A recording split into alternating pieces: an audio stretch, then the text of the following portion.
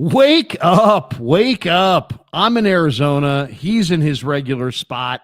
It's time to talk a little Brandon Aiyuk's future, as well as maybe a little Deebo, a little combine, a little golf, a little Arizona, a little let's freaking go.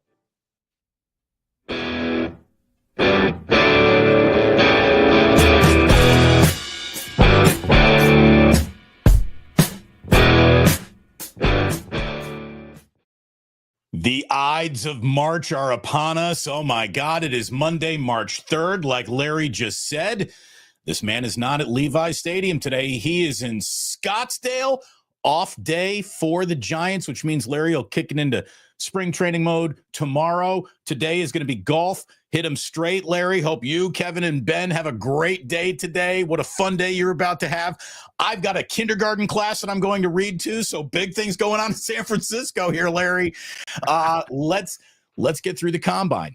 Let's get through the Deebo trade, which also means I owe you a steak, and we'll give everybody the details on that in just a minute. But we'll start with what everyone is sort of waking up and talking about this morning, the fact that the new Krug polos are out. Is that what everybody's waking up and talking about this morning? Look at that. Wearing collared shirts today, all prim and proper. That's a nice looking shirt, Larry. Krug store. I'll model it. Look, the gun show. The gun show. Oh, look, it's Adidas. It's branded. Feeling very good. You can go to the Krug store on YouTube and pick yourself out a golf shirt. Ben got one in blue like you're wearing. Kev got his in dark charcoal. I went light charcoal. There you go.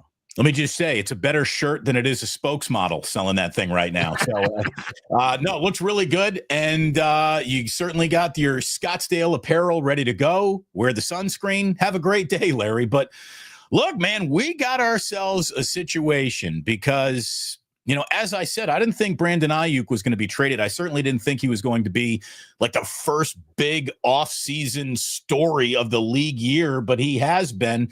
And the question is, would Brandon Aiyuk actually be next? Is there a chance? So here's what we know, Larry. It's hard to trade overpriced players. It's probably even harder to trade a player with a torn knee in week 7, which basically means he's going to be completely unavailable for the majority of the upcoming season. It's also hard to trade damaged goods. So Brandon Aiyuk is like the trifecta of hard to trade, which means if the 49ers really do have a dance partner, they should run to that dance floor, shouldn't they? If somebody is really interested in Brandon Aiyuk, even though it would leave the 49ers like just a handful of wide receivers, I think it's a transaction they're looking to make. And, you know, they have fallen out of love with Deebo Samuel quickly, and it feels like it could be happening with Brandon Aiyuk. Yeah, it really does. I mean, I don't really know how to say it other than it just seems like they're trying to get out from underneath this contract. It seems like they're trying to do Jed a solid. It sounded like John Lynch wants to hit the financial reset. It sounds to me, I mean, if you said to me, what do you think? Give me your just honest opinion based on, first I'll say to you something that you and I say often on this show. We have no sources, right? I'm not Kruger Schefter. He's not Damon Rappaport. You know, we have no sources. We're observing. We know a lot because we've covered it for years, but we're just observing and reading tea leaves. I think I made the correct guess on Deebo, and my guess on Aiyuk would be, and this is no sources, I think Aiyuk could be dealt to a team that has lots of cap room and no receivers for a very paltry sum coming back. Like when I say that, I'm thinking maybe a player and a couple of day 3 draft picks. Maybe if they're 7th round picks, like I was looking at the Raiders, right? The Raiders are a perfect team. They have no receivers. They're trying to start fresh. You know, Aiyuk made some intimation that he would like to be a Raider once upon a time, or his sister did a long time ago. What would you say to Aiyuk to the Raiders? The Raiders are shopping Michael Mayer. The Niners obviously need a tight end. Mayer is a Notre Dame guy. They love their Notre Dame guys. Jed went to Notre Dame.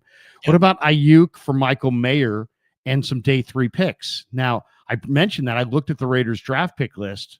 That's me. That's how sad I am. On a trade that I'm only me and only me is talking about. I'm looking at their draft picks, but they do have 3 6-round picks. And I'll tell you right now, if it was me, if I was John, I'd say, Pete, Tom, here's Aiyuk. Give me Michael Mayer. Give me those 3 6-round picks, and we'll throw in some of the money, right, to make it a little bit more palatable. Not a lot, but some. And you guys take a big chunk of that, and away we go. And you've got yourself a brand new receiver. We're going to hit reset on our cap, on our receiver room. We're going to go with a younger guy in Mayer who we like, and 3 6-round picks, and we'll try to find somebody, and let's all get down the road. That's what I think potentially could happen. I think the Raiders are adding an element of difficult to get the business done to it that maybe another team wouldn't, just because we know that Mark Davis is, stubborn. He doesn't want to do business with the 49ers, even though it might benefit him. I think he just looks at the 49ers and would say rather not. But I like the premise. But that's about when he's giving you Khalil or giving up on Max. You're right. This one he's getting. Right. It's Vegas. Like we just were in Vegas. What sells? 6-round picks, or we've got Brandon Aiyuk come out and watch the Raiders on Sunday. I think the Raiders badly need a draw of some kind. I'm not saying Aiyuk is a draw, but he's more of a draw than Michael Mayer and 3 6-round picks. So we'll see. Let me paint it this way. Could be the Patriots too, Damon. Well, so you're the 49ers. Yeah, you're the 49ers and you want to trade Brandon Aiyuk. You're motivated to do this. You got to find a partner that is going to be the right partner. And to me, the right partner to trade for Brandon Aiyuk is a team that is basically thinking about tanking next year. You're getting an asset that you're not going to be able to even see on the field, probably as a practice participant, until mid-November, December. So you're basically trading for a year of Brandon Aiyuk you're not getting. That falls in line with a team that is already building towards a better 2026, doesn't it? So who is tanking? Who's ready to kick the can down the road a year and feel like when we do come on back with our QB of the future or a developed, he had his redshirt year in the NFL, the 2026 team that wants to do something then, I think, is a really good dance partner for Brandon Aiyuk. Now, I don't even know who that is. Who is most likely to suck this upcoming NFL season? Who's going to be the first in line to start singing the Tanka Tanka Tanka theme song? Patriots and Raiders. Patriots and Raiders. And they also have tons of cap room. So, I mean, this is just my read. Okay, first of all, we have to learn some lessons, right, as Niner fans. And here's the lesson that needs to be learned. John Lynch, for the most part, and Kyle Shanahan tell you the truth. They either don't tell you or you get the truth. John Lynch said to us in December when people intimated or asked about the future of Deebo, he said, we're not going to give him away. We're going to trade him. And yet lots of reputable people were like, they're gonna give him away. They're gonna release him. Heck, you and I made a bet about it the other day. So you obviously were, and I know you're influenced obviously by the same stories everybody is, right? You read all the stories, people saying, oh, they're gonna release him. It's in their financial best interest. Blah blah blah. The cap, this and that. They're gonna release him. They're not gonna trade him. They'll take a cap hit. Don't be an idiot. Whatever. John told us the truth. Okay, and then what did he do the other day at the combine? I kind of think he told us the truth again. Our good friend Chase Sr. asked him a very clear question. What's up with the Aiyuk rumors? And when asked what's up with the Aiyuk rumors, he jumped in with we need a reset. We've spent more cash. We're second in cash spending. First of all, how many Niner fans are walking around knowing that stat? I'm quoting that stat. That's the 49er stat of the night tonight on KMBR's Niners Nightly is the 49ers are second in the NFL in cash spending. And the only reason any of us know that is because John Lynch told us that. And that means that somebody in the front office, most likely Parag or Jed, told him that, hey, John, you're going to be trading Brandon Aiyuk for pennies on the dollar because we're the highest cash spending team, and that's got to end, especially when we're winning 6 games. So either you got to go or you got to take that money off my back something's going to go. Either I'm getting that money back or you're gone probably. I'm not saying that Jed was going to fire him, but I'm just saying there's some tough talk going on for real. Right. Look at this. Financial liquidity is a no-go territory for most ownership. It's like, hey, we'll work around the margins and we'll play the game right up until the game means we don't have money for that. And that's what second in financial spending is. It's literally cash out on your players and liquidity. So that is something to be concerned about. That's more of a concern almost than the salary cap itself. There's a belief, I believe, internally that maybe the Niners overpaid for Bosa, that the ownership group was not in love with the Aiyuk signing. And here we are a year later. I mean, if the Niners are going to part with, it's basically, I was telling somebody the other day about this, and I'm like, it's kind of like, hey, I bought a Bentley for $150 or $175, and I got in an accident, and now it's got a bent frame, but I'll give it to you for $40,000. You want it? Do you want a $150,000 Bentley, $150,000 Bentley? It's a month old or a year old, but it's been in an accident. It's got a bent frame, so eventually it's going to probably have other problems and that kind of thing. But you can get it for like 30, 40 grand. Would you do it? It's like, I wouldn't do it, but you know what? Somebody who wants to be fronting, I got a brand new Bentley and has reasons to do that might. And the Raiders seem like that kind of, don't they seem like the kind of organization that would want to front that they've got a Bentley when it's really a bent frame that they paid 30 grand for? I could see it. And that's J49, the Bentley analogy. Thank you. Well, and the thing is too, is, even though it's got a little body work that needs to be done, for a minute there, Brandon Aiyuk was Bentley-ish. He really was. There was a reason why the 49ers paid them what they did. There was a reason both you and I were on team re-sign Brandon Aiyuk. I thought he was a very valuable piece of the puzzle. You got to look at the puzzle again now. Without Deebo even being in it, you'd think Brandon Aiyuk's value to the 49ers would even increase. But that's not what they're talking. That's not how they're sounding or positioning themselves. Like you said, maybe John Lynch and Kyle Shanahan don't do much public media because they're bad liars. They lean into the truth, and maybe the truth tips their hand. So, look, I still think that Brandon Aiyuk can be a good player in this league, the same way that I still think Deebo Samuel has something to offer this league. But if you can get out right now, it's also a really good time to get out of it if you're the 49ers. I would not be surprised. How about this, Larry? I will not be betting any steak dinners on Brandon Aiyuk's future. After I'm down one steak dinner to you, I'm guessing you're going to go bone-in ribeye wherever we end up going because you're a man of taste and distinction. But we are going to, when it came to the whole Deebo situation, what we handicapped correctly, the both of us, was compensation. We both thought 5th rounder tops. So we got that. The element that I handicapped correctly is nobody is going to be coming for Brandon Aiyuk for Deebo Samuel without a previous relationship, which led us to D'Amico in Houston and Adam Peters in DC. And sure enough, he ends up in DC. So we know that.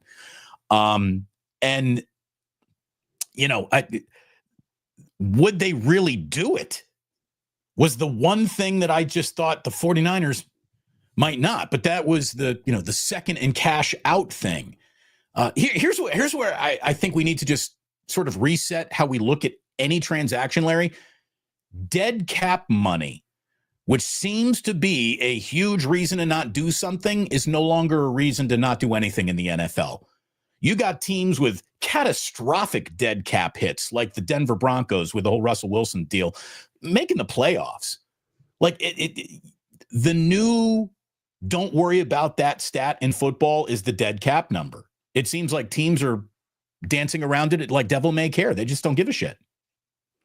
Yeah. There's no question. I think it's a good point. As time goes on, teams are getting better, more creative at dealing with the cap and enabling themselves to compete on a yearly basis. You don't see, like in MLB, you see all kinds of teams shutting it down. We're at spring training. There's probably 7 to 10 teams that are already kind of thinking about 2026. And the Giants might be one of them, actually, can be completely honest. They should be. Everybody's, they aren't actually. They really believe have a good thing going down here. We'll get into that at another time. That's adorable. but you know what I'm saying? There's a bunch of teams that are in worse spots than the Giants. The San Francisco Giants. The Giants are favored to win, or the over under 79.5 or whatever. There's all these teams that are predicted to win 60 games. Those teams have shut it down. That doesn't happen in the NFL for the most part. Everybody's kind of in it to win it on a year-to-year basis. So yeah, I mean, it's going to be interesting to see. I think you're totally spot on the take that it's going to take somebody who doesn't need to win this year, but needs to win the deal.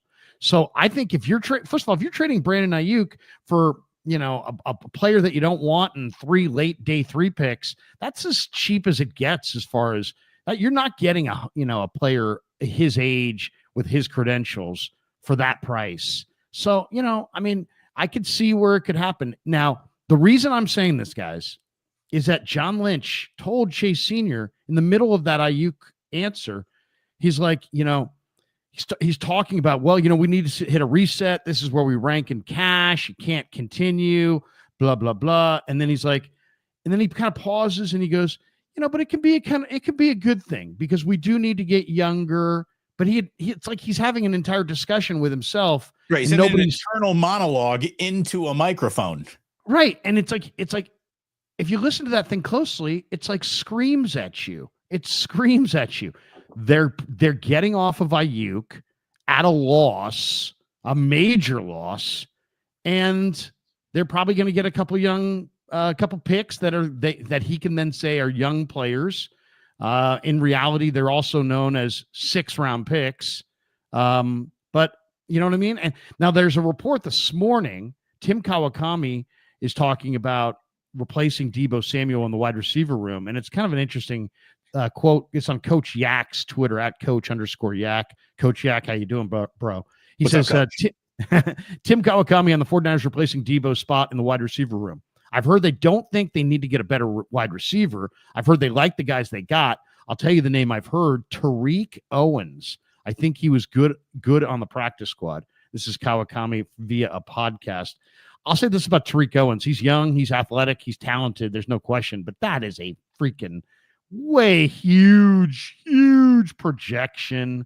If I've ever heard one, to project a guy who didn't play hardly any ball. I mean, didn't even play football until he was a sophomore in high school. Didn't start and get serious about it until he was a senior in high school. I realize T.O.'s got great genes, Damon, but right. Come on. I mean, you're telling me that Tariq Owens is going to become a wide receiver of significance in the NFL? I mean, you know, I was born in the day, but it wasn't yesterday. I can't, you know, come on, man. What are we talking about? Can I tell you the element of this whole thing that I can't believe is like it's my biggest, like, I didn't see that coming. I really didn't. There was a part of me that was thinking that the 49ers were going to put Humpty Dumpty back together again. And the cool Cold War between Shanahan and Deebo was going to thaw. And at the end of the day, they were going to say to themselves, let's keep him in a walk year.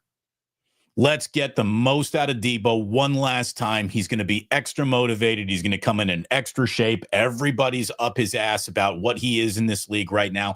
I really thought the Niners were going to get the Ray Durham walk year out of Deebo Samuel. That's what I got the most wrong. I really think that him in a walk year might get you a pretty good football player. There's a part of me that thinks that the Commanders got themselves a pretty good football player. There's another part of me that thinks that the Commanders might have just really kind of screwed this up and didn't make themselves a much better football team at all. I still don't know which guy is going to walk into the room next year, and that's the reason to walk away.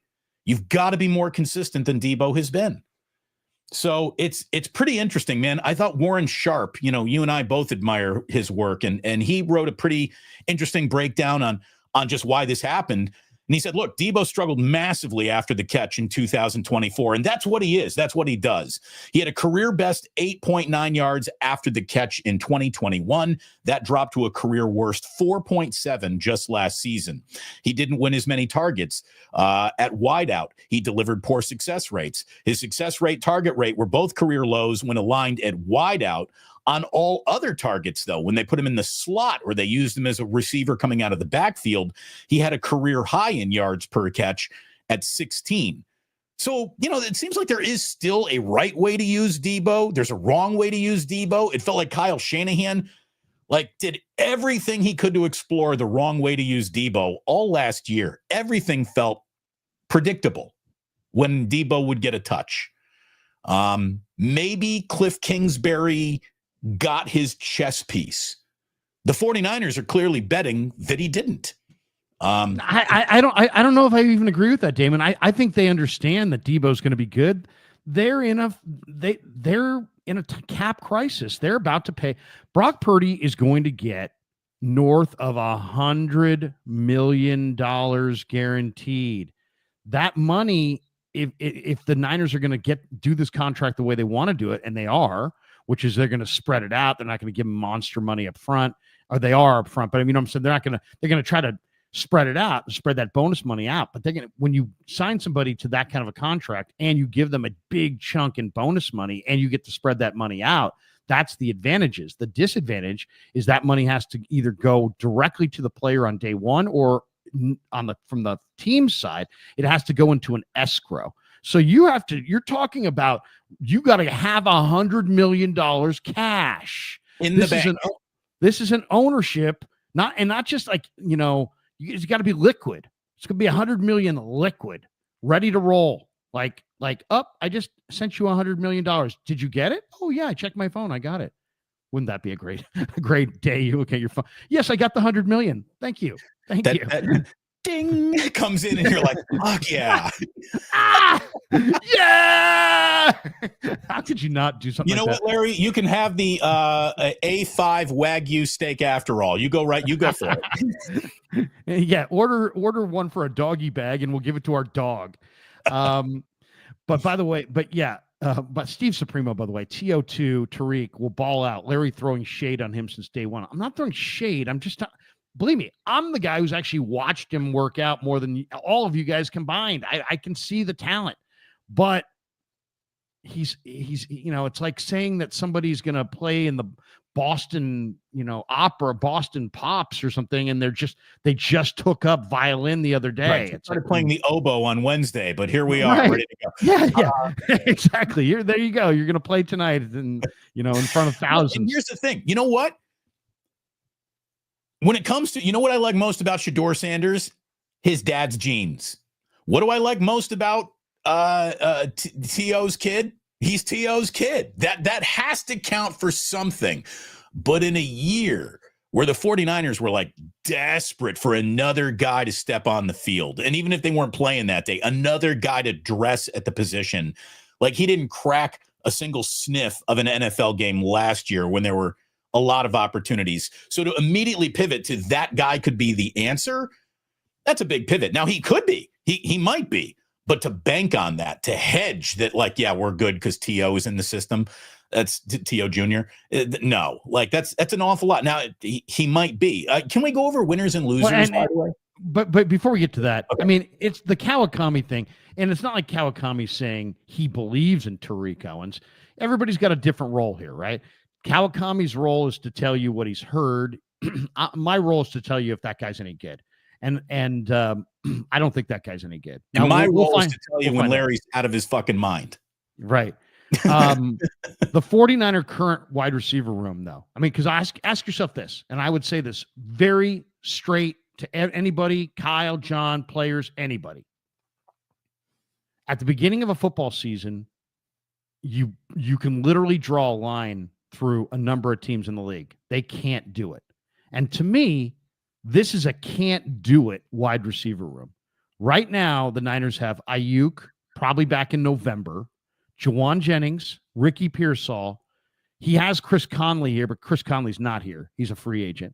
Jacob Cowing, Tariq Owens, Isaiah Hodgins, Russell Gage, Trent Taylor. That's not a Super Bowl wide receiver core. That's not helping out Brock Purdy. That's not, you want to give Brock Purdy the money? Are we trying to frame Brock Purdy, or are we trying to be successful? Because you're not going to be successful if you pay Brock Purdy pay him this big money, all these expectations. He's got to do it. And then you've got a broken down Christian McCaffrey with two bad Achilles, a of subpar, below average NFL offensive line, one tight end of note, and that receiving core. You're not going to the Super Bowl. I'm drawing a line through you. You got no shot. So they better get real. Now, it doesn't have to be Luther Burden. I'll tell you the guy that I'm most excited about right now is this guy named Dante Thornton from Tennessee, who ran 4.4 flat at like 6'4", 215 pounds. Damon, this guy's film is phenomenal. Dante Thornton, probably going to be a day 3 guy. Maybe, yeah, definitely going to be a day 3 guy. But, they got to get themselves a receiver. Or receivers, because that group, I like Jennings, possession guy. I like Pearsall, continuity piece. Cowing, I like as a speedster down the road, but he's 170 pounds. It's year 2. We'll see. Tariq Owens is just a flyer on a big athletic guy with traits. Hodgins, I do like a little bit, but once again, slower, chain mover. Gage is just a guy. Trent Taylor's got a pass, not a future. So, I mean, that's what you got. The Eagles are releasing Darius Slay, by the way. That just came down. So Darius Slay, you're out. He's out there. Dude, but anyway, 2 years ago, he was one of the 3 best corners in all of football, and obviously he wasn't bad enough this year to prevent the Eagles from winning a Super Bowl. I don't know if he's who he used to be, but I like Eagles save $4.3 million on the cap by saying goodbye to Slay. Slay said he's not going to retire. He wants to come back, so we'll see. He wants to come back for one more year. But yeah, that's just basically my thought on the Niner receivers. I don't think that, like, I would Kawakami's not saying their receivers are good enough. He's saying the Niners think their receivers are good enough.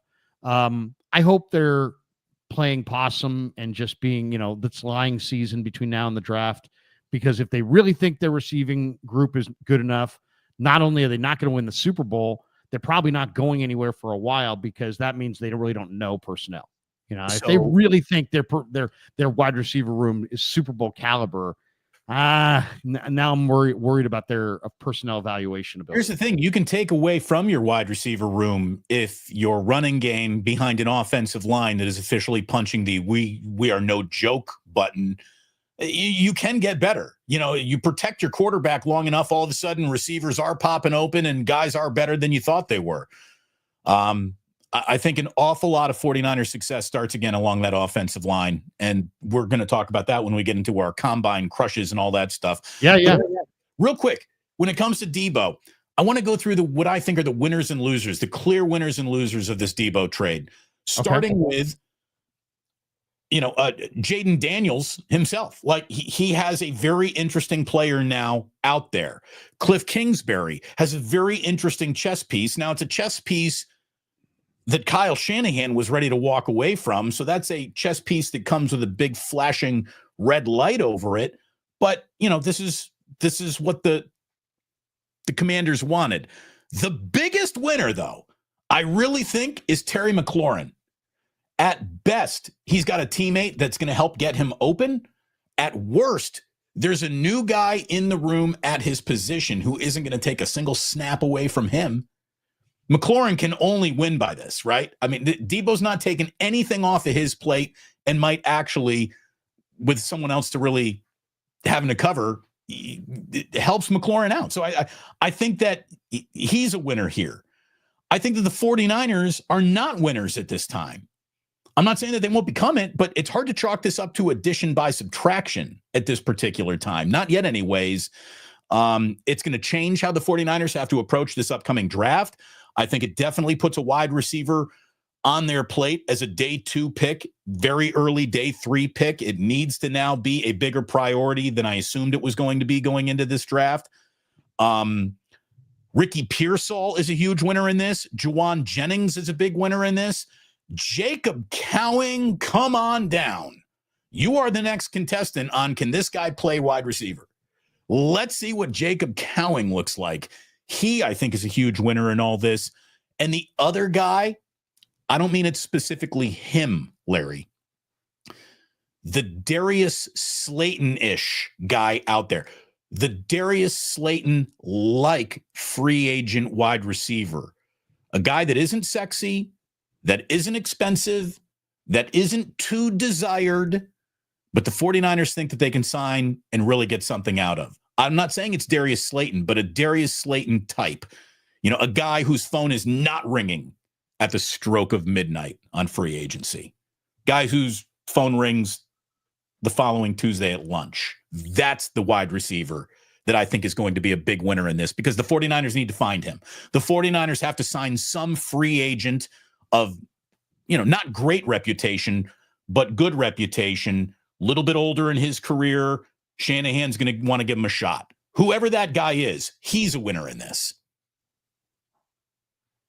The fact they don't have that guy. That guy doesn't exist. But as far as they need to find him. They need to find the wide receiver who Shanahan can get something out of, that isn't going to cost them much, whose reputation is good, not great, who's not going to have 9 teams beating down his door the first hour of free agency. Someone who's officially, like, when you read the tweet that the 49ers signed him, you're like, okay. But then that guy shows up and plays well, plays better than you thought he would. I don't know who he is, but they need to find him. I mean, I don't know. It's like you're kind of cutting it both ways there. You're saying that the Commanders receivers are going to be better off for having Deebo, but then the Niner receivers are going to be better off because Deebo's not there. Well, that's the thing. They're going to get opportunities. Pearsall, Jennings, Cowing, they now get opportunities. Well, here's the thing. Jennings was getting his opportunities, but Pearsall and Cowing, like, you guys just both of you took a step up the depth chart with doing nothing. Yeah, it's like there's, it is what it is, right? I mean, the guy is a good player at the end of his career who, if he gets in great shape, is super motivated and super fired up, then yeah, his new team will benefit.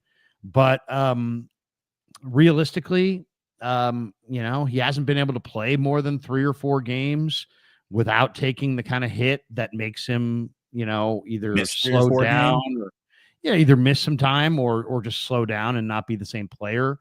So it might be unrealistic. I mean, here's the thing about it. It's like in baseball or basketball or some of these other sports, you see a guy that's towards the end of his prime and he has a bad year. Okay, but you know what? The next year he could bounce back with a good year. But in football, when you see a guy towards the end of his prime and he has a bad year, that guy never bounces back and has a good year. Rarely, if ever. It's like maybe a kicker or quarterback, but for the most part, if you're an older player, and that's the other thing. I think the reason the Niners were able to get a pick is because of his chronological age. His real age is 33, but his chronological age is 28. So people are like, "Oh, he's only 28," but no, he's football 33. And shame on the Commanders, they didn't realize it. But if he plays big, and gets in great shape, like motivated as heck and real trim and lean and fired up, which he could, then yeah, the Commanders are trying to win a Super Bowl with Jaden Daniels on his rookie contract. And this will, if nothing else, will send a message to the rest of the locker room. We're in it to win it. And that's a great message. It's a powerful message. So I think the guys who benefit the most would be Jaden Daniels, from the standpoint, he's got a diversification of weapons now. I mean, he really does have a very diverse set of weapons. He's got Ertz, he's got Brian Robinson, he's got Austin Eckler, and then now he's got Deebo, he's got Terry McLaurin, De'Ami Brown, Jamison Crowder. So then they've got some Luke McCaffrey. They have a real eclectic version of weapons, guys he can throw it to, and he's got a decent line. So, I do think those guys are the big winners there. But as far as the Niner receivers being winners, they're winners if they're going to get opportunity. But if you're not ready to seize that opportunity, well, yes, that's it. And how many people are? I mean, Jacob Cowing was 170 pounds and was so weak last year that he couldn't really even keep his feet. He better come in at 85 this year. Yeah, he better be in better shape. Now he probably will be. But like I'm still kind of my ears are ringing with the Niners told Kawakami they think their receiving room's good enough, because it most certainly is not. And this has happened before. This has happened before. They thought their defensive line was really, really good. They thought their offensive line was good enough this year. I mean, they thought they were going to the Super Bowl coming into this year, and Instead, they won 6 games. So, I'm sorry if, their optimistic view of their practice squad doesn't move me, but that's kind of where I'm at. Yeah. I mean, I think that's fair. I mean, I don't think you're being too harsh. I also don't think that Kawakami's been, being led around by his nostrils. Of course, the 49ers are going to say things publicly like, we believe in the guys in our room. But yeah, they have to know that they're adding wide receiver, free agent wise or draft wise in this upcoming draft. They have to now. They have a need. The other really interesting element of the Deebo trade, and this speaks to the cash out, the liquidity, is that the Commanders tried to include Jonathan Allen. I mean, this is a position that the 49ers need to get better at. They tried to include Jonathan Allen, but the 49ers turned down the idea, avoided taking on a $15.5 million base salary with bonuses that pushed Josh Allen to a $17 million number next year and would have taken out nearly half of their cap room. So how about that? A really good player put on the plate for Deebo, and the Niners said, no, we'll take the draft pick. That just speaks to the financial situation that they're in more than anything, because normally, yeah, you'd take Jonathan Allen. Well, and then that really speaks to the whole message here, and this is probably what I'm going to take calls on tonight on KNBR, which is, are the Niners, do you like these moves and the Niners need a reset and good for the Niners, they're hitting the reset, or do you not like these moves because this is all prioritizing Jed's dollars over winning football? By the way, I don't know if this is true. Yorks are strapped for cash. They just bought another Premier League team. Is that true? Did they buy another soccer team? They did, and they are, they're selling 10% of the Niners at a valuation of $9 billion for the franchise. So they want $900 million of cash infusion from somebody to into the Niners. I mean, obviously they're leveraged, they have money, but it's about cash, and free agency is about cash. And I think all these moves are about taking, you want me, I'm Jed, you're John. Hey, John, you want me to be cool going forward with your 6-win football team, or our 6-win football team, and you running it? Well, how about take a little off my plate? We're spending. Do you realize, John, that we've spent the second most cash of any team in pro football? Hey, you want me to be in your corner? You got to be in my corner, and you got to be you got to not just fight for players. You got to fight for my cash when the time is right, and the time is right. You guys are going to win 6 games. We need to reset here, and I think that's what's happening. So, Jonathan Allen, would he have helped the football team? Yes. Would he have helped Jed's cash? No. So they decided to say no, Jonathan Allen.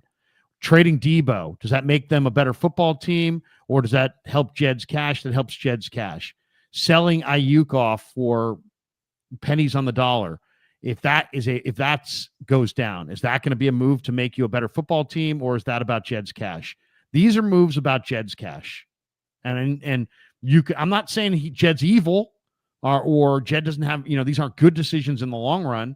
But I'm not going to sit there and try to sell this as, I'm not going to be like some guy who thinks from the Niner perspective and then tweets it back. If this is all part of the master plan, you idiots. Right. There's not a lot of football nobility happening here. This is business. This is about Jed's expenditures and the York family's expenditures and getting their books right. And then they'll start building up the football team again. And as I said, I've already told you guys, I really believe that Aiyuk is going to get moved, and I think he's going to get moved for a paltry sum, but it will include picks, which means younger players, cheaper talent. In the long run, if you make good decisions, and you got to have confidence that you will, I think this could be a really good thing. But I think PR wise, though, it's going to be a bad thing. And I think John understands that, and that's why he gave Chase Sr. that answer on whatever day it was, Wednesday of Combine Week. The 49ers need to crush this draft. There's just no doubt. If you're really asking, is Kyle Shanahan the 49ers head coach 2-3 seasons from now?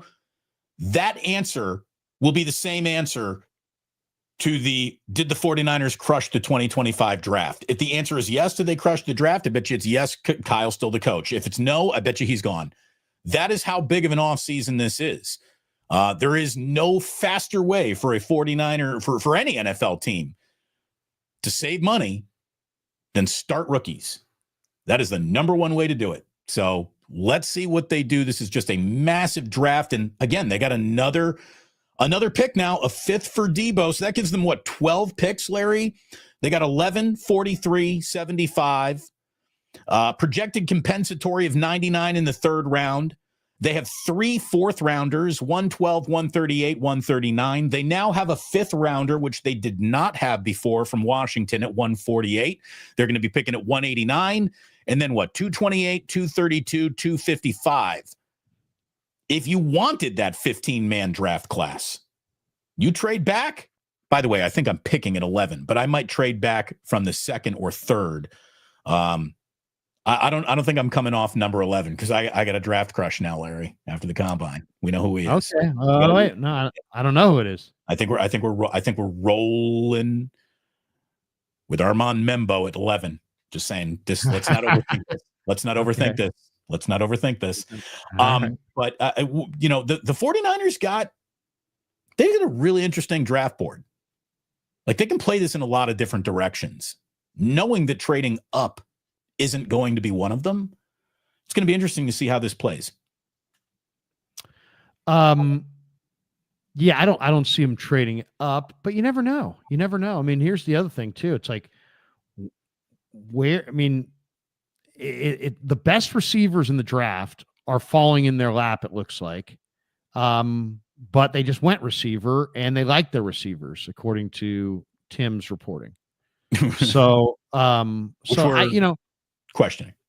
No, I'm not questioning. I'm just questioning whether the wisdom of the decisions. I'm sure that Tim heard that. They can't look at it. If they're playing 11, they can't go wide receiver at 11. I don't care who the fuck is there. I think they got to go offensive line, defensive line at 11. We don't even, Damon, we don't even know what these guys worked out at. What did McMillan run? I didn't see McMillan's 40. What was Tedero with McMillan's 40?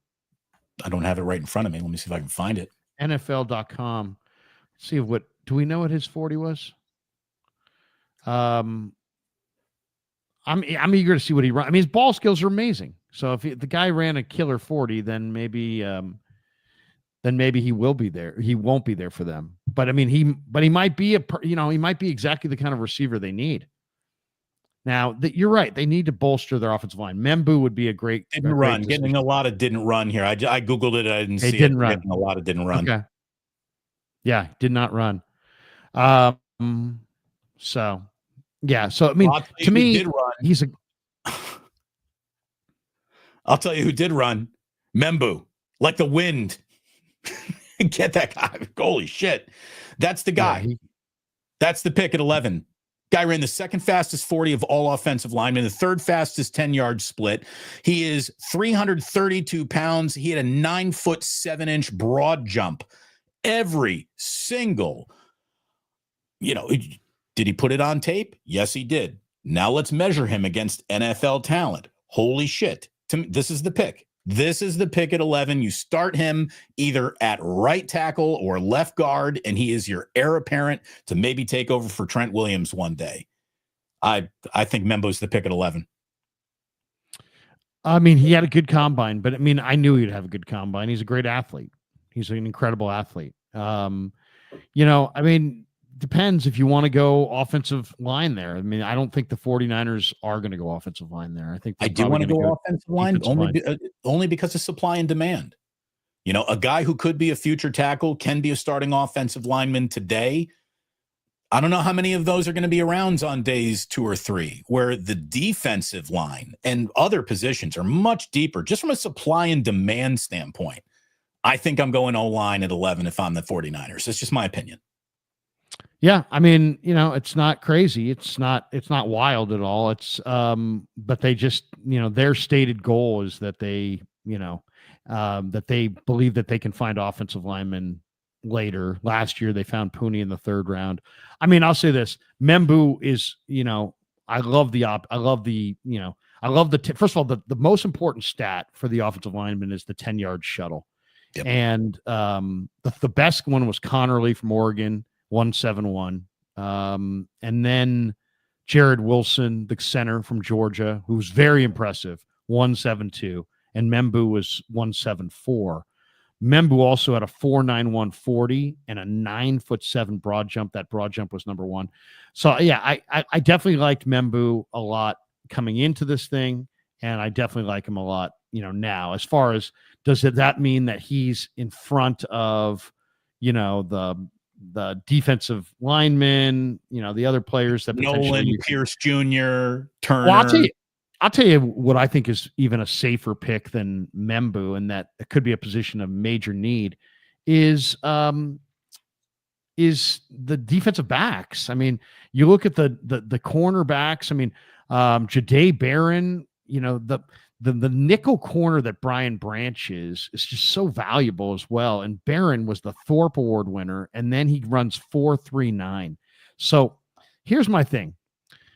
You really kick butt when you find the guys who are great football players who also work out like stars. And Jahdae Barron running the way he ran and the way the drills, what I saw, and then you factor in what he is as a player, I kind of think he's Brian Branch. And it's time for the 49ers, Damon, to look away from the dreaded need list and go find great players. There are great players in this draft. Go find great players who are great athletes.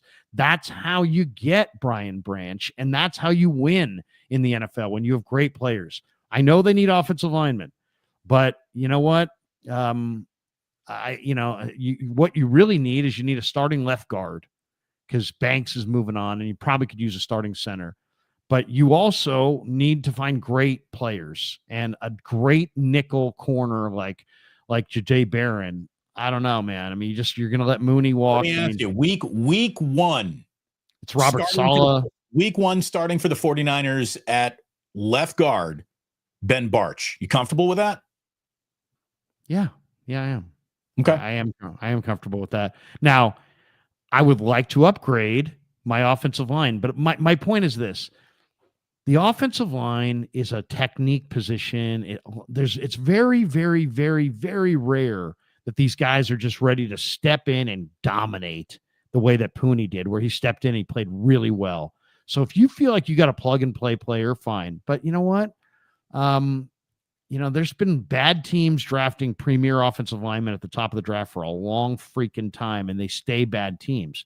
Why? Because the people who handle the football aren't any good. The defense is not any good. So all I'm saying is, but I don't think Brad Holmes, philosophically. I don't. Brad Holmes, you need an offensive line, but Brad Holmes, is becoming a great GM, and the Lions are becoming a Super Bowl contender because he keeps drafting great freaking players. I'm not saying Membu's not a great freaking player. I love the way he worked out, but I think you can find an offensive lineman in the third round. And I just think that I would want to me, the safer play, and you got to remember this, put yourself in John Lynch's shoes. These guys bust for a lot of reasons. You got to find the NFL draft is about identifying false favorites. Everybody's an All-American. Everybody's a great athlete. Everybody was the best player in their team. Everybody's the greatest. Everybody's got college film that looks great. You got to figure out who's going to fail, why they're going to fail, and avoid them. And you got to find the guys who you think are going to be stars, and you got to draft them. And if you draft stars, I mean, go back and look at the Niners draft from 2017 on with this regime. Was the first draft, if people start looking at it, be like, well, yeah, they screwed up. They didn't get Foster, and they didn't get, Solomon Thomas, but they got George Kittle in the 5th round. And it's like, yeah, exactly. See, you're proving my point. You got one great player out of that draft in the 5th round, and you are 5 years later going, it wasn't that bad because you got a great player. So isn't that really the name of the game? Get great players and swing for great players. Stop drafting fucking kickers in the 3rd fucking round and draft great players. And remember on Friday, there's no chance that your kicker is going to be a great player in the 3rd freaking round, and he's not. So stop doing that and go for home runs and great players in every freaking round, and you're going to miss some. But guess what? If you hit 3 or 4, you have 7 busts, but you hit 4 Pro Bowlers. Guess what? You're a star GM. You drafted 4 Pro Bowlers in 1 year. Nobody's going to care about those 7 misses. So stop swinging for singles, start swinging for home runs, and that's how you build your team into a great team. If you hit at a high clip, you become a great team almost instantaneously. Yeah. But no more kickers. So on Friday, we were talking about how maybe the 49ers can be the beneficiary of the guy who had great tape, but a bad workout. Because I'll take, I can look past a bad workout if you got great tape. And you know who I think checks that box maybe more than anybody coming out of this combine? Who? Is Tyler Booker, the Alabama center. Now, you and I have been talking. Guard. Could he slip over though? Well, I mean, I don't know. He's never. I don't believe he's played center, but he's a house of a guard, Damon. So he's an interior strength, unbelievable player. Great tape, bad workout. So maybe that's a guy who is one of those, don't worry about it. He's football fast enough on game day. Get past that bad workout. He's not a workout All-American, but he's an actual on the football field level All-American. That when I said that the Niners need to be the beneficiary of somebody not taking the combine seriously, and then that player falls to them later in the draft, this is exactly what I'm talking about. I'm not saying root for damaged goods. Tyler. That's a good name. I mean, let me throw that other one to you. And on the other same note, from Alabama, like Booker, you're right. He was a great player, dominating blocker. Like if you have Tyler Booker on your interior, you now can run the ball inside the 5 because he's that kind of a road grader. But then you look at, and you're right. I don't know why he wasn't good at the combine, but if he doesn't take it seriously, now I got to wonder about his motivation, because it is the biggest job interview of your life. If you're not taking it seriously, you're fucked up. But CJ Dupre, who? CJ Dupre. Anybody? Has anybody heard of CJ Dupre? No. Is that a tight end? He's a tight end for Bama. See? But here we go. I mean, this guy ran a 1.56 10-yard split, second only to Mitchell Evans from Notre Dame. He had a 4.69 40-yard dash, phenomenal 40 at 6'5", 262 pounds. He had 32 reps of 225 pounds. The next tight end had 22. He had 10 more reps on the bench than any other tight end. But guess what? He's got 3 touchdowns in his career. 3, as in like me and you and one other person. 3 career touchdowns in his entire time at Alabama. So just because you go to Alabama doesn't mean you're great. Cam Latu. And just because you test well doesn't mean you're great. And I think you're pointing to, we're looking at opposite ends of the spectrum. CJ Dupre tested like an awesome player and probably is going to be an NFL caliber athlete, but is probably just going to be a guy in the league. Well, here's the deal. He could be a blocking tight end for 11 years in the league. Who knows? I mean, if you are Alabama's head coach and you got talent everywhere, the guy who just out-repped everybody at the combine is probably someone you're using as beef in goal-to-go situations more than as targets. So it's like guys almost get pigeonholed into their attributes, and he's obviously as strong as a house, right? I don't 225. Yeah, I don't want a blocking tight end in the 3rd fucking round. No, not 3rd round. No. And Harold Fannin, for example, ran 1.56 in the 10-yard split. He has 22 career touchdowns, 22 compared to 3 for Dupre. And they're probably going to go in a similar neighborhood around the draft because their workout numbers are pretty similar. My point is just that Dupre is a combine hero. That guy Dawkins, whatever, for let's see, I wrote it down the other day. The guy for Georgia, Tyrion Ingram Dawkins, who basically looked like just a 1st-round draft choice in the workouts, but I mean, he barely played. He's Robert Beal. So don't fall in love with the 4'4", 6'5", 260 Robert Beals. Those are Robert Beal's numbers. What's he done for the Niners? Do they not need him? Oh, no, they need him. Do they not need somebody opposite Nick Bosa? No, they do. Well, is he 6'5", 260 and runs 4.4? Yeah, he is. Well, what's the problem? The problem is he's not very good. So there's a big difference between some of these workout monsters and actual good football players, and that's the job of the front office. That's why that's why these guys get paid millions of dollars. This is why I like Armand Membu, because he's both. He's both. He is a workout monster. He is a game tape monster. You know who else checks that box too? Is Tate Ratledge and his glorious freaking mullet bouncing around from Georgia. That guy, if the 49ers were to move back from 11 to 15 and come away with Tate Ratledge, do it. Okay, I like that too. Armand Membu, though, has short arms, did he not? Does have short arms. He does? Because, I thought watching him, he looks like he's he's a long arm guy. He looked like a long arm guy on film, but I thought Kev said his arms are on the shorter side. I didn't see the measurements. Did they give it arm length? I don't have it right in front of me. I'm sorry. I didn't write down arm measurements of all the shit that I was writing down coming out of it. I will say this though, look, Larry, what do we know? Officially, like you said, we're not bringing you, it's partial regurgitation of information that we've gotten from trusted sources and the same sources that you read also on the internet. We know some people.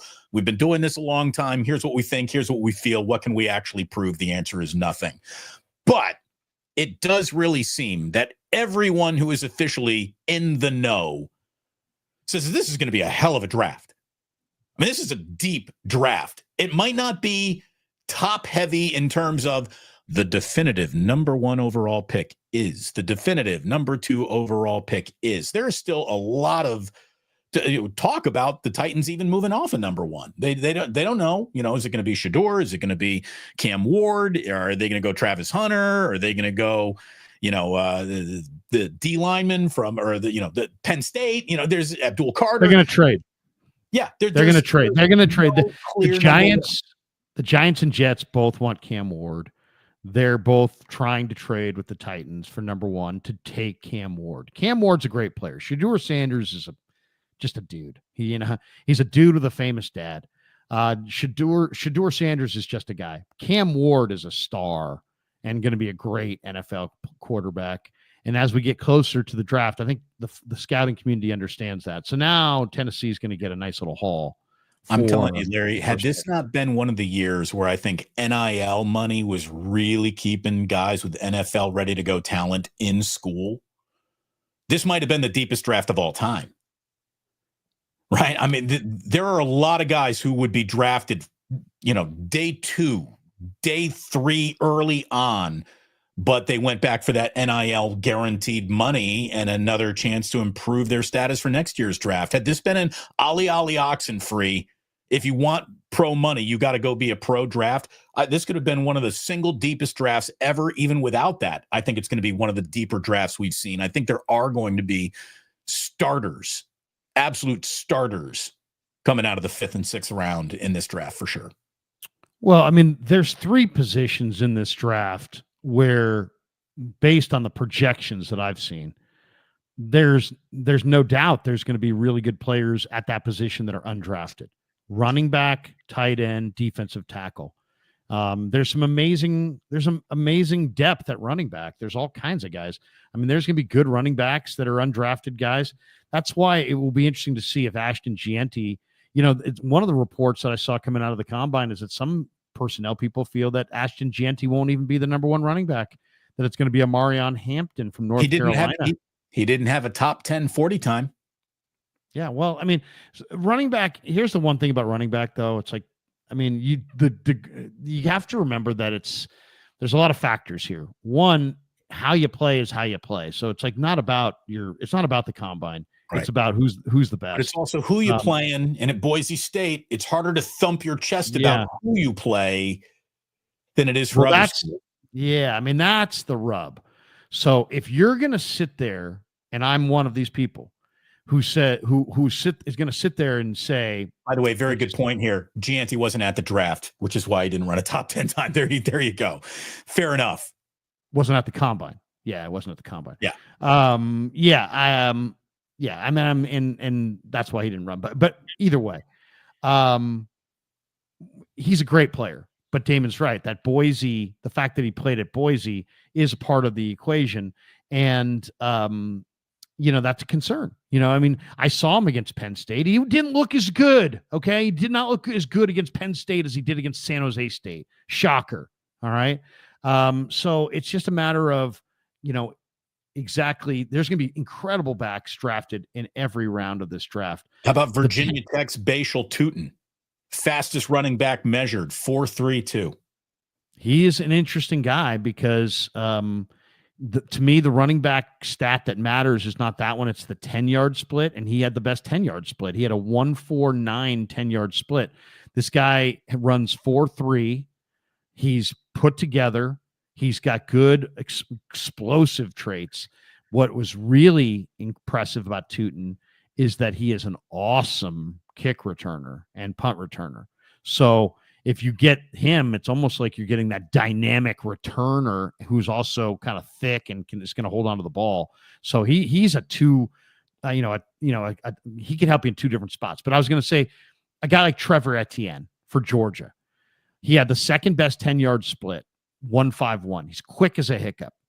And guys like me, if after the draft, will be like, I really like Trevor Etienne. He did it in the SEC against the best competition. Well, if you like a guy because he was productive in the SEC in the best conference, then you do have to take, who you're playing and what conference you're into the equation. I'll tell you a big weekend, a guy who I thought had a huge, huge combine because he's a great football player, is the Ohio State back, Quinshon Judkins. Now, they have two, right? Travion Henderson and Quinshon Judkins. Judkins was the Ole Miss kid who transferred in. He doesn't have quite the deep speed of Travion. He's not quite the receiver. But he had a 1.51 10-yard split, which was second best, tied for second best of any running back at the combine. And he's a very productive, hard-charging, like you can't bring this guy down with one guy. I mean, he's really a tough guy to tackle. So when you hit the hole like this guy does and have that kind of speed initially, and you have production, I think Quinshon Judkins is going to be a great slam dunk pick for somebody. Quinshon Judkins is not, I cannot give him a higher compliment than this. There's a very good chance, Damon, that Quinshon Judkins next year appears on the Krugerrand fantasy team. I don't care where he is. I will find me some Quinshon Judkins the way I found me some Malik Neighbors. Think of how reassuring that must be to him and his agents to hear you put that out publicly. That's going to increase draft stock right there. Speaking of Ohio State draft stock, Donovan Jackson might be love him. Love him. Well, again, one of the guys who has a little bit of a depreciated sort of feel this Monday morning because his great didn't work out great. Well, who's also on this list, Damon, is Will Campbell. Will Campbell, who's probably going to go in the top 10, 5 or 6. And he was a starter at left tackle for LSU the last 3 years. He had good numbers on Sunday: 4.98, 40, 32-inch vertical, 9.5 broad jump, but he had 32 and 5/8 inch arms below what a lot of people feel is the minimum of 33 inches that teams look for in offensive tackles. That means he's probably going to play inside in the NFL. That's the tweet that I saw Kev come out with this weekend. Kevin was tweeting about arm length on tackles. Was he? He was. Let me see if I can find it. I'll scold him when I see him. No, yeah, he's in the next room.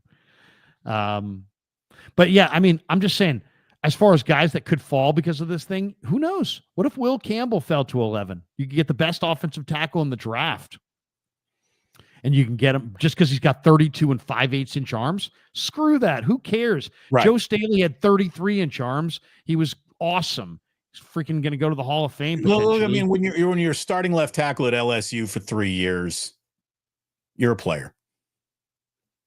Yeah, I mean, but here's the thing: because he's of his imperfect arm length, he might wind up in the Niners' lap at 11, and they got to decide: do they want to take a blue chip offensive tackle, but he's a little bit shorter arms?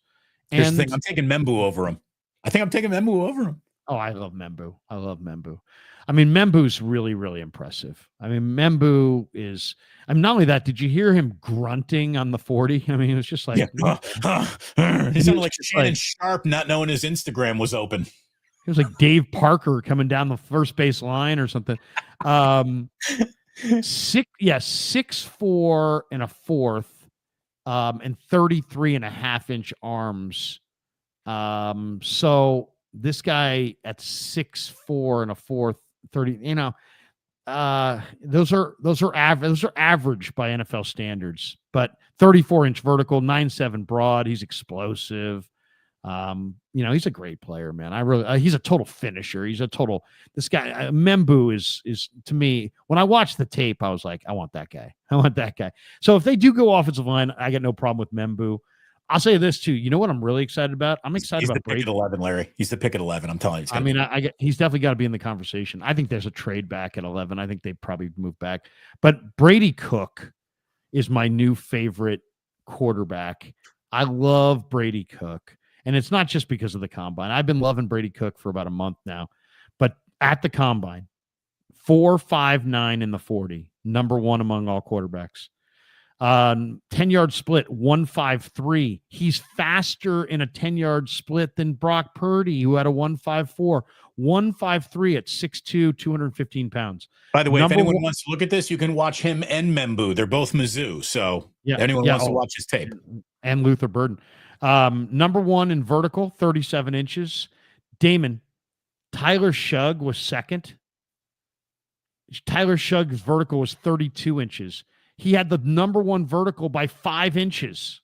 I mean, that's just ridiculous. Number one broad jump, 10'8". He had the number one broad jump by about a foot over Tyler Shugg. Number one in 3-cone drill. This is all among quarterbacks. Number one in the 20-yard shuttle. This guy played hurt this year. He's a great leader. He's experienced. He's a film junkie. He's super smart. He's gritty. He's thrown for over 8,500 passing yards. He's rushed for over 1,100 rush yards. Beat Iowa in the Music City bowl game and got the MVP of the bowl game. Last year was the MVP of their bowl game. This kid's projected late day 3. Brady freaking Cook, man. That's the guy that I want to see the Niners get as the backup to Purdy. Brady freaking Cook. Loved him. I mean, he's absolutely love him. He's still on the board on, the middle of day 3 for sure, right? Well, I don't know. Not after this. I mean, maybe he's a 5th round pick. We'll see. We'll see. But I'll say this: I saw a couple interviews with Missouri kids online, at different points in the year talking. And when Brady Cook's name came up, they're just like, "Yeah, man, he's a straight dog." That's my guy. It's like they love Brady Cook. And I mean, football is vitally important to this kid. This kid is amazing, man. I love me some Brady Cook. That's the kid. He's a St. Louis, Missouri kid. He got carted off the field. How many people get carted off the field in a football game at any level and come back and lead their team to victory? That happened. He must have been jaking it. He was trying to look dramatic. He's like, "Oh, this will get the crowd fired up when I." He's a drama queen. Come limping out of the tunnel like you're a New York Knick great. Oh my God, Willis Reed. Yeah, here comes Willis. Look, you talk about a quarterback that impressed and helped himself at the draft. Now, I didn't think for a second, honestly, Larry, that Will Howard of Ohio State really had like, oh yeah, that guy's going to be a pro. I thought he was a middling Ohio State quarterback, but again, Craig Krenzel got fucking drafted, so anyone I guess who plays Ohio State quarterback can get drafted. But do you see Will Howard spray it all over during his throwing session? He didn't hit anybody. I'm not a Will Howard guy. I mean, he's he nice guns. He had the sleeveless, and he looked more athletic than some of those other guys, but. He's big, strong, fast, and just a guy. I mean, I've heard people say he's Roethlisberger. What? Stop. I saw Roethlisberger in the MAC. Roethlisberger threw strikes on the run. This guy, when he runs, does not throw strikes. So, I mean, he's big. He will be drafted, probably overdrafted, maybe in the 3rd round by somebody who's desperate. Oh, maybe Dallas. I could see Dallas. So, You know, the other guy I thought looked kind of weak was Quinn Ewers. Yours. I was expecting Ewers to look really good. The talk was early in the combine week, Ewers is going to throw, he's going to put on a show, and he's going to push past some of these other guys. And I think that was the plan. But his arm, I mean, how many times did he underthrow the receiver? I mean, at least happened at least 5 or 6 times. There were other guys who were like trying to show off their arm strength, and they overthrew guys. I think there are like 1 or 2. No way there are 3 media members to where whatever that guy's saying is probably going to be the new way that I think about it too, because he's right more often than not. The guy that you, Tom, and Rod used to have on with you, Craig Cosell. Greg Cosell is out on Quinn Ewers. What do you mean? What do you say? He's just like, nope. I got doubts. I got serious doubts after this. And when you lose Cosell, you're losing the room. Well, hey, you know who did look good? My guy Riley Leonard. He looked good. And Jason here in the chat says Riley Leonard looked really good. He did. He had the baseball cap on, but you know, he just looked comfortable, man. And he's a smart kid. He's a gamer. He is a gamer. If I'm the Niners, you got Brock, you got Mordecai. You can't have a veteran. Before I was saying Joe Flacco, but now I'm kind of thinking, you know what?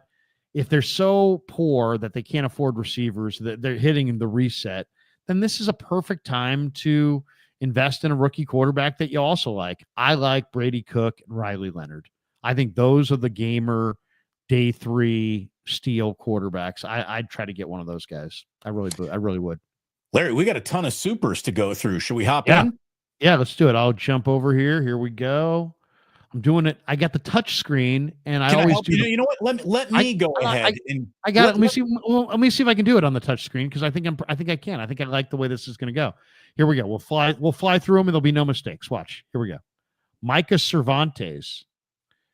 Everyone's so fixated on BA's dead cap, but isn't he dead cap already? He may not play the last quarter of the season or the first quarter of the season, and probably at a low level. Yeah, no, I agree. Life is about perspective, right? And that's a good way to have perspective on the whole thing. Like, what is dead cap? A guy who's an actual dead cap count, or a guy who's just not out there playing, so who cares where the cap is going? Yeah, it's a good way to look at it. Essentially the same thing. Haven't been able to watch live much in the last month. What? Come on, Mike. Thank you. Last month or so. But thank you both for all the great content. Wishing you both the best. Mike Baker. Thank you, Mike. Have a great day, bro. We got Barry Ford's in the house.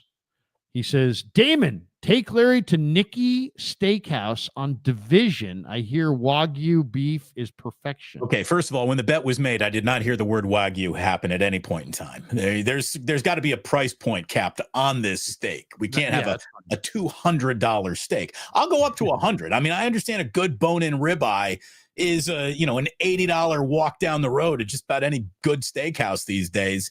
I'll go to that price point on Larry, but Larry's a really good friend. He's not Wagyu good friend. Yeah, I mean, and I wouldn't even appreciate that. I'd probably, because you know what? I'd have 4 cocktails and I'd yak it up on the way home. I'd say, honey, can you pull over? And then I'd yak up the Wagyu. So I don't waste that on me, but I'll go ribeye, and we'll bring our wives. I'll let you pick the spot. You can pick the spot. Let's do it. We will set a date. I see that a lot of people are requesting this documented. We will actually show you Larry eating the steak, and then we'll do a short of me paying the bill, I guess, at the end of it. Everyone can celebrate that. We got this one from Joseph Ernberg, the negative Joseph Ernberg. Joseph, I love the negativity. He says paying Brock isn't bringing successful, or isn't being successful. Hi, Damon. I got a hi, Damon. Like he's Amy Trask at the very end. Hi. Paying Brock isn't bringing. I think, is he saying bringing or being successful? He hates Brock Purdy, and that is established every show. Yes, there you go. Jeb in the house. Isaac Tesla A sleeper pick. Yes, he is. You're talking about a big receiver that started at Hillsdale College, and I believe his dad played at Hillsdale College. I have more useless information about draft prospects in the back of my head than anything. But if you ask me like all my kids' birthdays right now, I might stumble. But Isaac Tesla is a gigantic receiver who actually ran a great 40. He's a pretty great athlete. He is kind of a poor man's Deebo. He's kind of a jack of all trades, an H-back, fullback. I mean, he's intriguing. He runs a little upright, so he's going to get smoked. But he is big and fast and can catch. So I do like him. Fifth rounder, Larry? Fifth, sixth? No, I think maybe more like sixth. Yeah. Fuji Simeon says, shocked we got a fifth for Deebo. Thought we would get a sixth or a seventh. Larry, Reardon beat SI in the CCS championship. Reardon CCS champs, and they beat your kiddies. You know what? I took SI in the points, and I lost. No, Reardon's good. Reardon's good. I mean, I give it to them. They got a hell of a squad. Bob Sargent, my good friend, went to Reardon. Fuji Simeon. That's got to be rubbing off in some way. Yeah, he's coaching there. Did I tell that? Bob Sargent is coaching at Reardon baseball. With his son. His son's the head coach, and he's helping out. Oh, that's all. I got to walk over there and practice and start heckling the shit out of him one day. Dude, his son, talk about how old I am now. I'm 55. His son, Craig, when he was Damon, like 6, no, maybe 8, maybe 7 or 8, came in studio with Sarge and I over at Sports Byline, and we put him on the mic, and he's like, hi, everybody. Now he is the head coach for Reardon baseball. I mean, it's just amazing. That's just amazing to me. That's great. Okay, we got that one. We got this one from Paul. He says, Jordan Birch, you can't teach 6'6", 295, running a 4.6 40 with 9 sacks in 8 games last year. Dante Thornton, former 5-star. Duck Vol, also great value wide receiver. Birch is on that Oregon line. He transferred in. He really had the moniker, Damon, of the 5-star badass who couldn't play until this year. He really busted out on that line with Jamare Caldwell and Harmon, and Jordan Birch is a legitimate defensive end. I mean, he's not a defensive tackle. He's a defensive end at 6'6", 295. I kind of agree with Paul here. I think if you could draft a guy like Birch, you might be able to get him in the 5th round. I mean, you may have traded Deebo for Birch. He's a 5th round guy, I think. I like Oregon offensive lineman Josh Connerly. Yeah, he's good. Really good. You can teach this kid, or you can get this kid down to 285. I think he could be an incredible find, because you're talking about 285 pounds naturally with real bend and body burst. And Jordan Birch is very interesting prospect and could be a steal late in the draft. Kyle Willer says Niners kind of gave away what they may go with in the first 2 picks, defensive tackle. If that is the case, who are your guys' top picks and why? I'm not sure if why would they, I didn't see this. Did they give something away?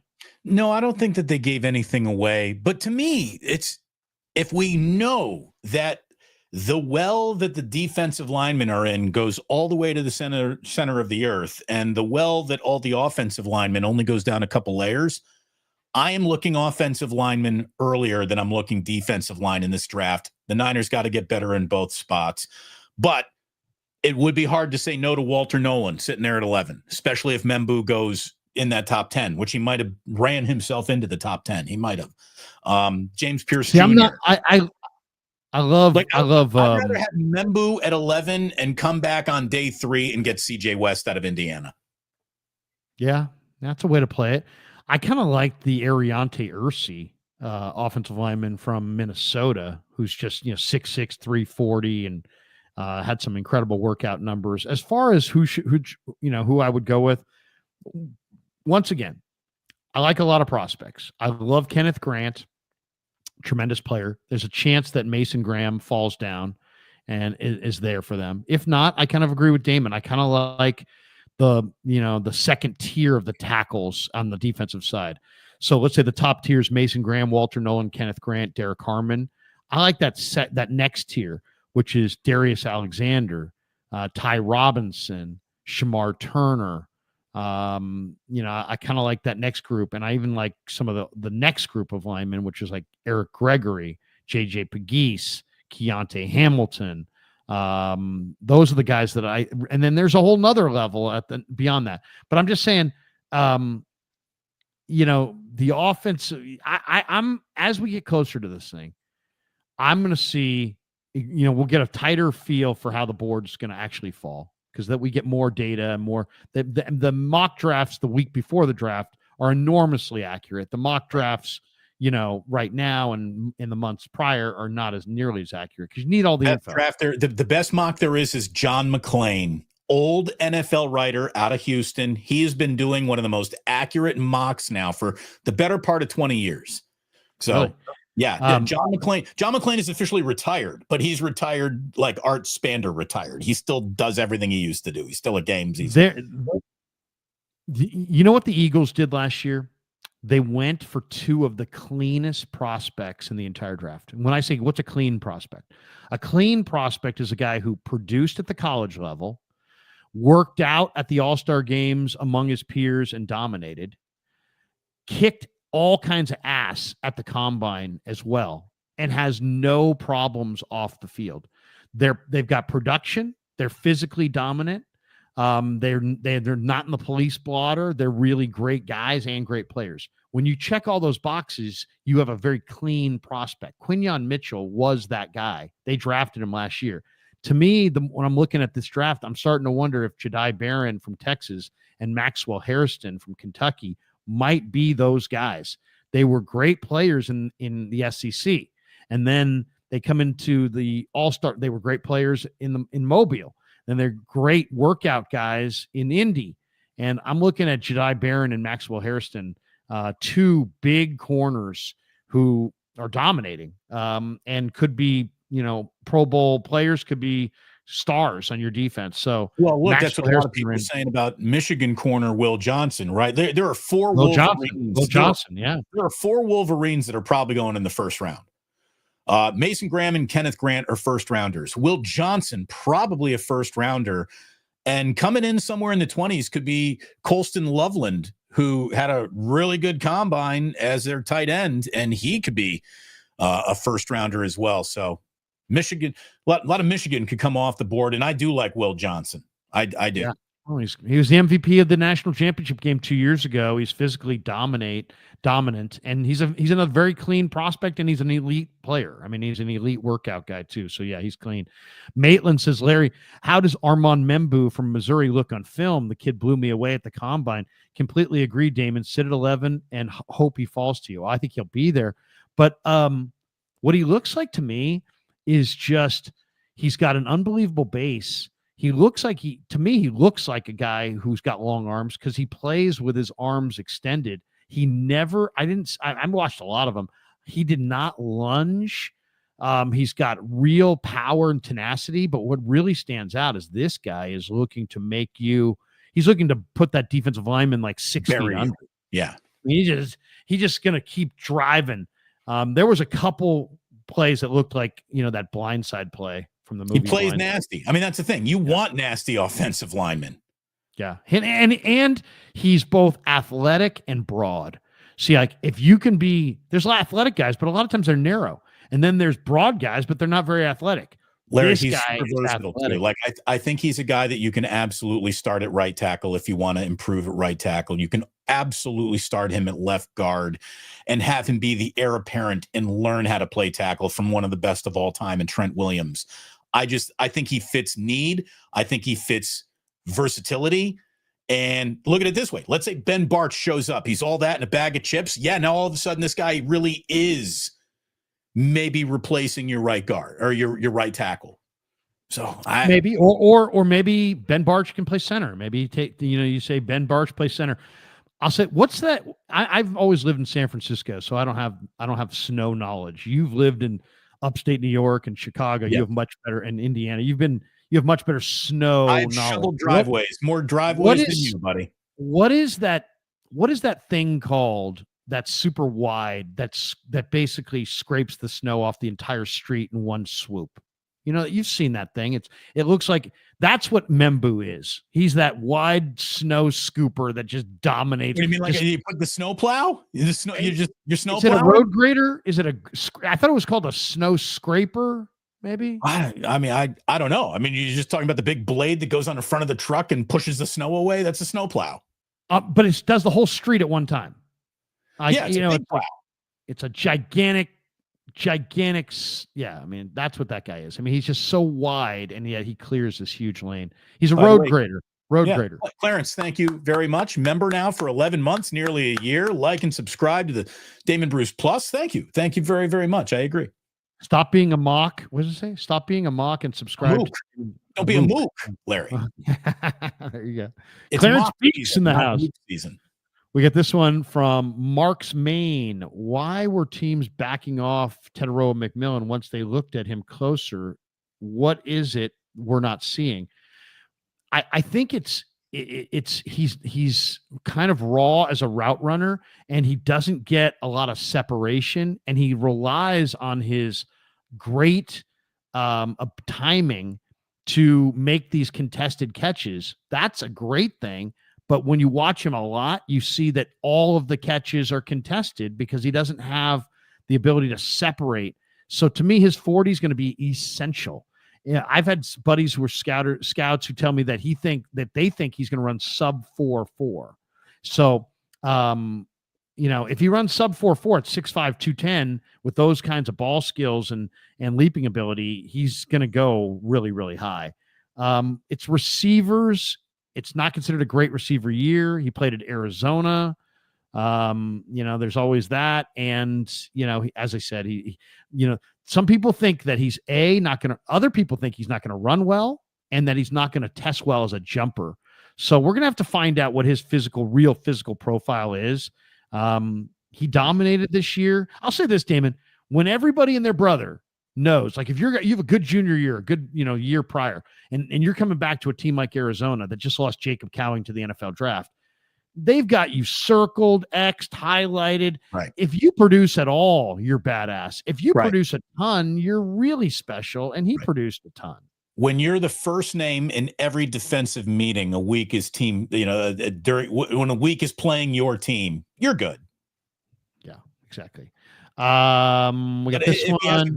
If he has a good pro day at Arizona, his name's going to pop. Believe me, we will follow the pro days throughout the month of March and April. And the bottom line is, what Damon just said is true. It's all going to come down to what kind of pro day he has. And it might be on the NFL Network. It might be that high profile. Angel Murillo says, and I didn't roll my R's there. Angel Murillo. There you go. Saw Devontae Adams at Disneyland about 2 weeks ago. Oh, so this is inside information. This is wait a second. Breaking. This is breaking. Angel. What's again, Damon? Murillo. Kawakami reports saw Devontae Adams at Disneyland about 2 weeks ago. I talked to him about joining the Niners, and he said, "Get out of my face. I need to go to Magic. I need to go to he asked me, where are the Disney princesses lined up in Toontown? I told him no. Okay, so I talked to him about joining the Niners, and he said if they release him, he just might. Look at that. Solid information. Look at that. Be like, man, was he wearing ears? Was he wearing ears? I saw him hop the line at Magic Mountain. This guy's vertical is still really impressive. Damon, can I tell you something that you'll only see at Disneyland? Sure. Last time I was at Disneyland a couple years ago, some badass looking dudes walking around. I mean, some big freaking tough looking dudes with a magnetic parrot on their shoulder. You see that at Disneyland. So when Jillian, very early in our relationship, brought me to Disneyland because I'd never been, we went down to Disneyland for one of our first big vacations together. It was a Southern California trip, blah, blah, blah.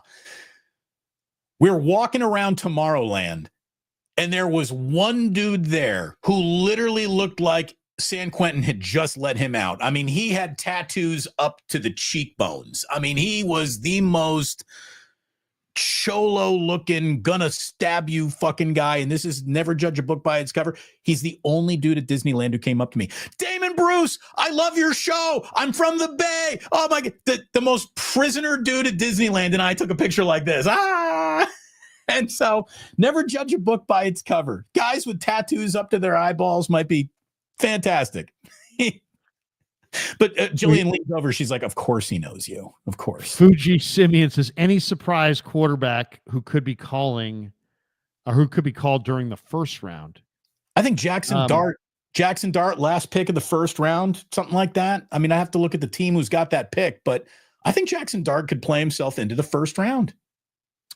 You know, a lot of people like Jackson Dart. I will say this: there is this new little wrinkle with the contracts, I believe, where they try to get. Seems like teams at the back of the first round do try to get quarterbacks, but after watching the combine, I would say Cam Ward goes in the first round. There was talk that maybe Shador, Jackson Dart, Milroe, Ewers, that there could be as many as 5 quarterbacks in the first round. I kind of think that's not going to happen now. I kind of think it's just going to be Cam Ward, Shador, and Dart. I think you're right. I think Dart is going to get there. Now the wild card, and I can't.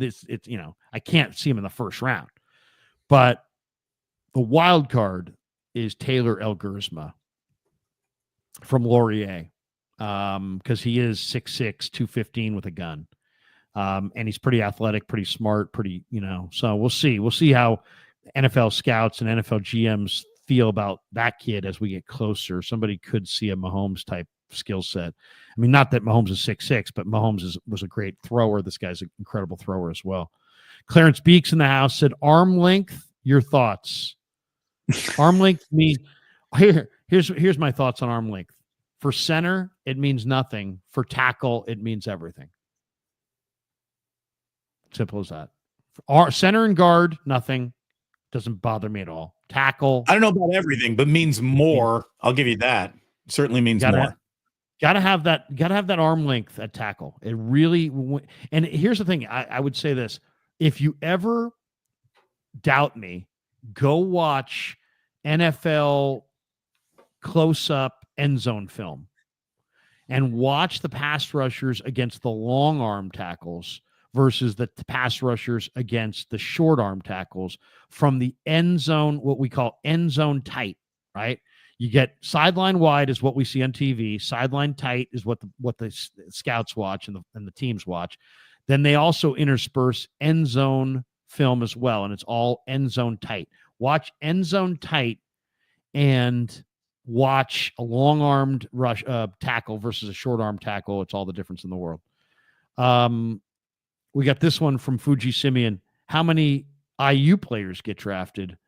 Well, definitely the defensive linemen. I mean, there's no doubt. CJ West is one of the revelations of the postseason. He looked great in the Shrine game. He lit it up in the All-Star, in the Combine. He's hyperactive. He's strong. He's active. I mean, he's a good. I think he's you know what he is, if I could say it, he's DJ Jones. He's DJ Jones. He's really, really naturally strong, but he also has underrated pass rush ability. And he's got, better than average movement ability. I think he's really, he's a DJ. But how many, Damon? How many IU players? I don't know. Is Surratt distracted? There would be one more. There would be one more if Elijah Surratt had decided to stay in, put his name into the draft. Omar Cooper Jr. is another guy that might have been drafted. Rourke West and Trev Weeding is a tackle that I think gets drafted. I'm going to say 3 Hoosiers get drafted, with 1 or 2 names being a undrafted free agent. I'm your Pappy Chulo. I'm your Pappy Chulo. Kruger. I don't know. What are your thoughts on tight end Gunnar Helm from Texas? He sprained the crap out of his right ankle during a false start at the Combine, but finished all of the drills. There's a lot of people that like him. I know that. I think he's an interesting tight end prospect in a very good class. They're all it takes is his job interview, right? So there's the good and the bad. The bad is he didn't do very well. The good is that he persevered.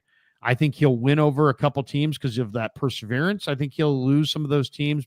He might lose some draft position because of the workout numbers. But, I think ultimately there's going to be, I would say it's a big nothing burger because I think the combination, all it takes is somebody to be like, hey, man, that guy's tough as nails. So I don't think it's going to affect his draft stock. I really don't. The Jedi says, Larry, Damon, hear me out. Nick Emanwari in the first. I'm cool with that. Trade back a few spots, take Nick Emanwari. Nick Emanwari is one of the greatest athletes we've seen in years. The guy's 6'4", 220, and he's got good tape, and he's physical, and he's dominating. Yeah, I mean, Nick Emanwari took over the number one safety spot from Malachi Starks, I think, with the way he played in this combine. Man, you got talent at safety already. I know you're a big draft great players, but how's he get on the field with what you've already got? I think are a couple of really good players at safety. He's got to play free safety if you're going to be a Niner, because the Niners have the strong safety spot locked up. This guy is big and physical. I know he can cover. I know he can run. 43-inch vertical. I'll say this: he's on my short list. I mean, he's on the short list of guys that I would be very interested in. Damon's probably right. I don't know if I can go safety right there. I'll give you the safety that I think is the steal of the draft. And some people list him as a corner. His name's Mac McWilliams, and he had the third best 40. He ran 4.41. You got to give me a school. UCF. Okay. Central Florida. Mac McWilliams. He played a little corner, but they like him as a free safety cover guy. I love. By the way, as soon as you type Mac Mick into your Google search, you get a McClung. Mac McClung pops up real fast. I thought you were going to get a McDonald's online menu. Joseph Ernberg, Brady would cook flaccid arm Purdy. Love you guys. Hey, love you guys. Where's the negativity in that? By the way, so Larry and I think this is worth debating. When I say steak, I never mentally think prime rib. Now, if you wanted to go to House of Prime Rib, we could totally do that. I think prime rib is its own subset of steak. I do. So, you know what? I love House of Prime Rib, Damon. I love it. Absolutely love it. I'll get a reservation at the Hopper, baby. Oh, dude, I love the House of Prime Rib. Yeah, my wife loves it as well. She and happy wife, happy life. There you go. Never said I was going to buy Amy a steak, but all of a sudden she's involved. Okay. Do you want to go just me? We want to bring our others. How about this? Yeah, I'll cover my wife. She's a light eater. And my wife will cover us. Barry Ford says, Damon, thanks for working with the kids. That's awesome. I'm retired and should be taking your lead on more community service. Well, look, I'm going to go read to my son's kindergarten class today. And I was actually talking to his teacher, just saying like, yeah, I want to be more involved. This is a precious time in my kids' education, and I want to be more involved. Wait a second. We have something breaking. Tim Kawakami is reporting that Damon, he has sources that says that Damon, this is actually a paid gig. This isn't community service. This is Kawakami is reporting that he has a source that says this is not, Damon will be reading to kids, but for money. You would not believe the invoice that I'm going to send that elementary school. Oh, it's going to be very expensive. What about my entourage? Matt, or what is it? Did I get that right? Matt? Merle Garrett. Is Trent Williams on the trade block? No, Merle. He is not. Jimmy Molay. What's up, Jimmy? He's a newlywed. So many good linemen in this draft. Niners cannot afford to screw this one up. Good times, 3 a.m. dropping in the Sports Byline Studios, America's largest. There you go. Coast to coast, border to border. We've got you locked in to Sports Byline USA. Yeah. At 3 a.m., you got Todd Herson smoking bowls in a freaking, freight elevator. Those are good days. Fuji Simeon. How should I feel about the upcoming San Francisco Giants season? Indifferent. You know what? We were at the game yesterday. Luis Matos parked one deep. I'd say Luis Matos and Marco Luciano are this year's version of Elliot Ramos from last year. If they're not, enjoy fifth place. Oh, come on. The Rockies. The Giants are being fourth.